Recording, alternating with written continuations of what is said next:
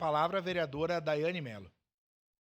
Senhor presidente, senhores vereadores, obviamente votarei contrário, né, por entender também um pouco dos que os colegas falaram da questão da imunidade parlamentar. E a partir dessa denúncia que veio do vereador, de um próximo pedido de impeachment, choveu de ligações, assim como o vereador Iago falou, também no meu telefone, de pessoas da administração denunciando este e outros tantos servidores. Então, tem uma situação muito delicada, né? Principalmente a questão de CCs do governo, né, Adiló e Nespolo. Então, é muito preocupante essa situação, mas no meu telefone, assim como no do vereador Iago e acredito que de outras pessoas, também veio diversas outras denúncias. Então,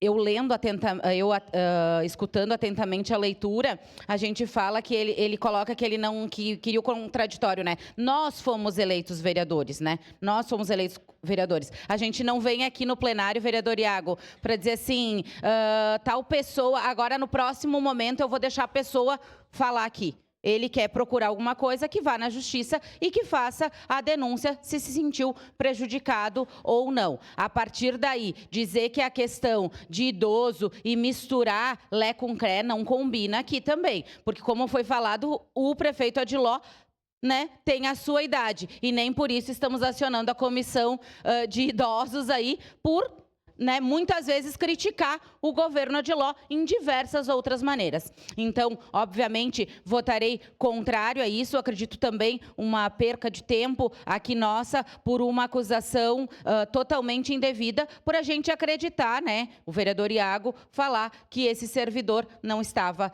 trabalhando ou fazendo as suas funções e sim, né, instigando muitas discussões. Era isso, senhor presidente. Obrigada.